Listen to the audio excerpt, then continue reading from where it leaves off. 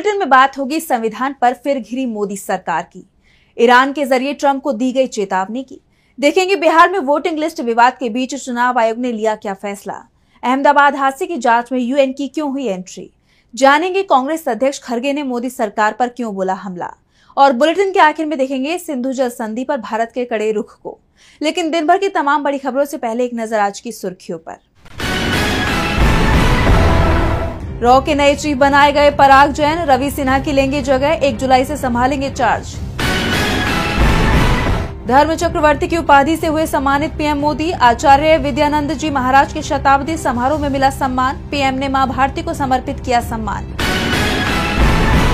मध्य प्रदेश में OBC reservation को लेकर सियासत तेज, कांग्रेस ने प्रेस कॉन्फ्रेंस कर बीजेपी पर बोला हमला, कहा पिछड़ा वर्ग के हक पर डाल रही है डाका। ऑपरेशन सिंदूर में तबाह किए गए आतंकी लॉन्च पैड्स को फिर से खड़ा कर रहा पाकिस्तान, आईएसआई कर रही फंडिंग, देश की खुफिया एजेंसियों ने किया इंटरसेप्ट। ये तो थी सुर्खियां, अब बात आज की सबसे बड़ी खबर की। संविधान बदलने की कोशिश एक बार फिर से शुरू हो गई है और शुरुआत संविधान की प्रस्तावना से ही हो रही है, यानी संविधान के शुरुआती शब्दों को ही बदलने की तैयारी है। इस विवाद की शुरुआत आरएसएस की तरफ से हुई, फिर बीजेपी के नेता इसमें शामिल हुए, फिर केंद्र के मंत्री और अब उपराष्ट्रपति जगदीप धनखड़ भी इस मामले में बयान दे रहे हैं। उपराष्ट्रपति ने भी संविधान की प्रस्तावना को लेकर सवाल खड़े किए हैं। तो वहीं कांग्रेस ने संविधान से किसी भी तरह की छेड़छाड़ के खिलाफ मोदी सरकार को सख्त चेतावनी दी है। तो कैसे संविधान का मामला बीजेपी पर पड़ रहा है भारी, जानने के लिए देखिए रिपोर्ट। आरएसएस महासचिव दत्तात्रेय होसबाले ने कहा कि संविधान में शामिल धर्मनिरपेक्ष और समाजवादी शब्द को हटाया जाना चाहिए। ये दोनों शब्द उस समय संविधान में शामिल किए गए थे जब देश में इमरजेंसी लगी हुई थी, अब उन्हें हटाने पर विचार किया जाना चाहिए। विपक्ष ने आरएसएस के महासचिव के बयान पर सवाल उठाए, कहा कि बीजेपी संविधान बदलने की साजिश रच रही है। दरअसल संघ के बाद मोदी सरकार में कृषि मंत्री शिवराज सिंह चौहान का बयान भी सामने आया, जिसमें उन्होंने भी कहा कि संविधान के प्रस्ताव में शामिल धर्मनिरपेक्ष और समाजवादी शब्दों को हटाने पर विचार होना चाहिए। वहीं अब उपराष्ट्रपति जगदीप धनखड़ भी संघ के साथ आ गए हैं। उन्होंने कहा कि संविधान की प्रस्तावना में कोई परिवर्तन नहीं किया जा सकता, क्योंकि ये वो बीज है जिस पर ये दस्तावेज विकसित होता है। भारत के अलावा किसी अन्य देश के संविधान की प्रस्तावना में परिवर्तन नहीं हुआ है।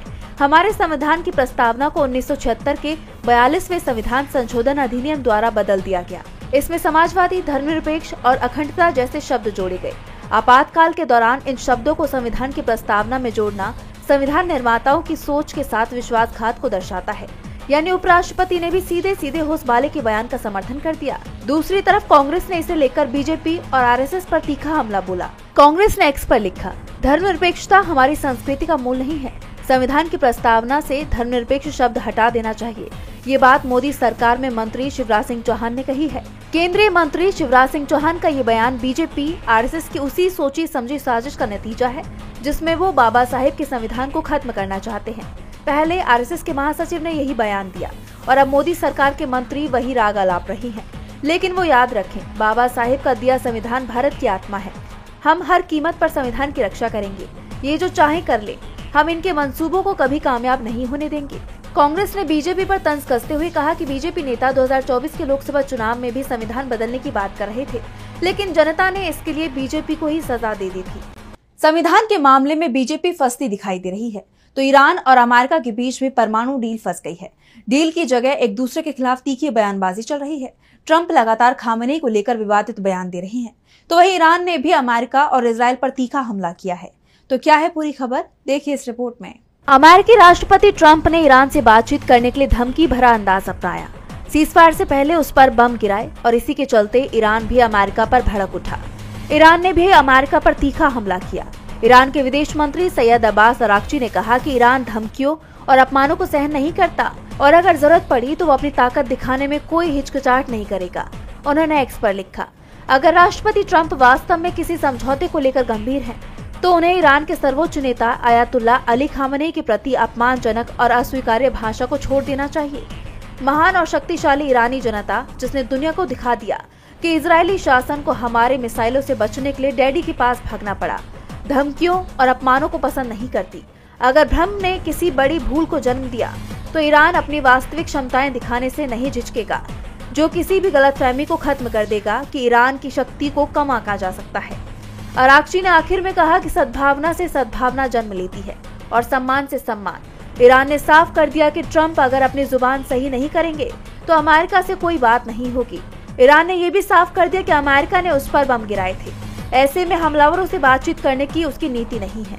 इसके अलावा अब्बास अरागची ने इजराइल पर तंज कसते हुए कहा कि इजराइल के पास ईरानी मिसाइलों से बचने के लिए डैडी के पास भागने के अलावा कोई चारा नहीं था। सीजफायर तो हो गया, लेकिन विवाद बरकरार है। विवाद भारत में भी चल रहा है और ये विवाद है चुनाव के तरीके पर।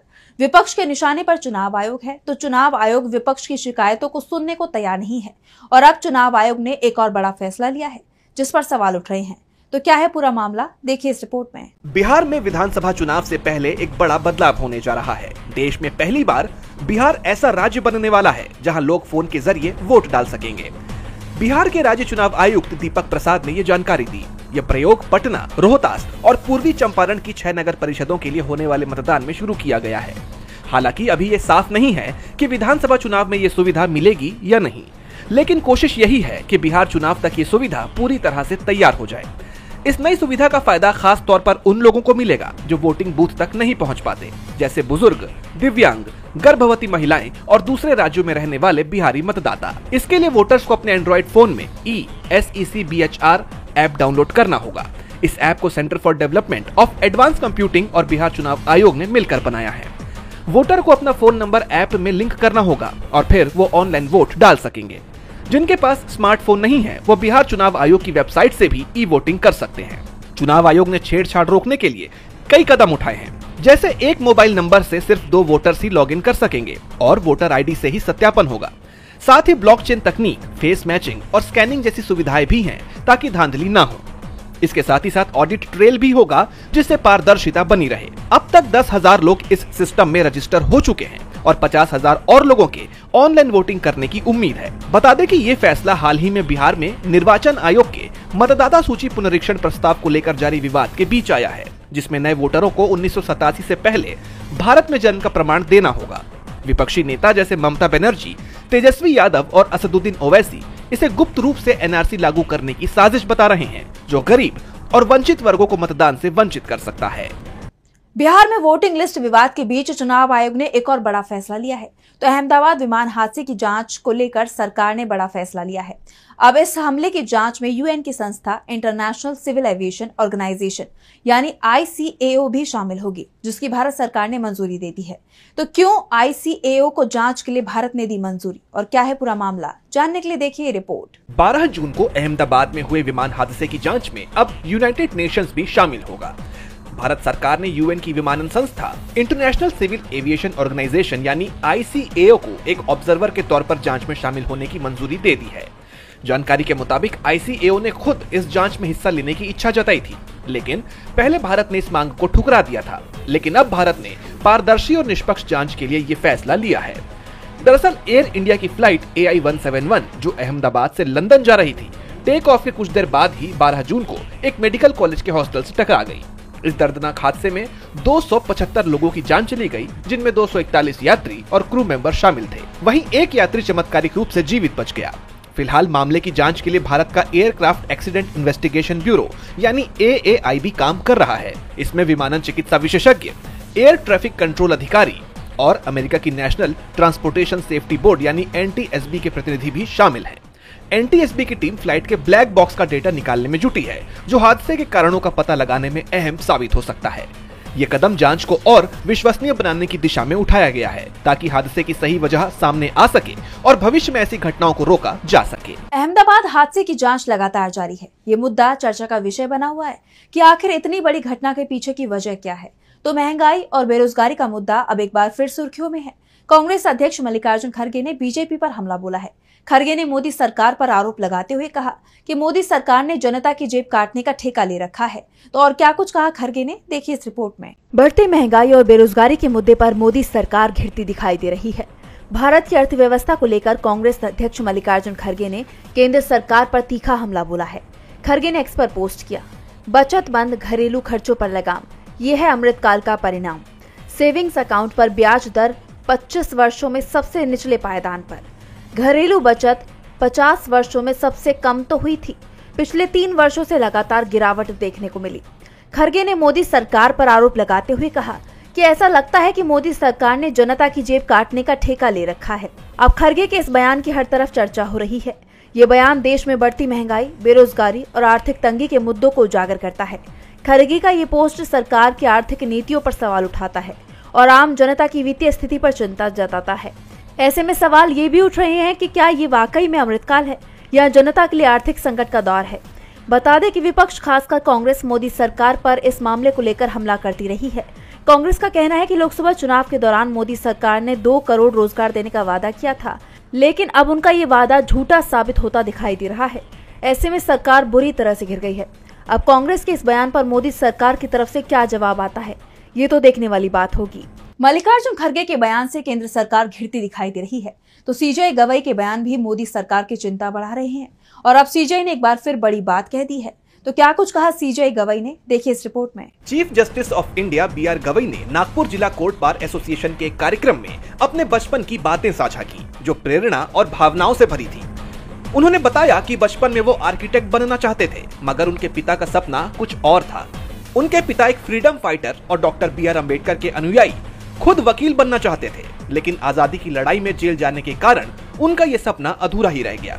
इस दौरान सीजेआई भावुक हो गए। उन्होंने कहा, मैं एक बड़े संयुक्त परिवार में पला, जहां मेरी माँ और चाची ने कई बच्चों की जिम्मेदारियों को संभाला। पिता की इच्छा पूरी करने के लिए मैंने आर्किटेक्चर का सपना छोड़ वकालत को चुना।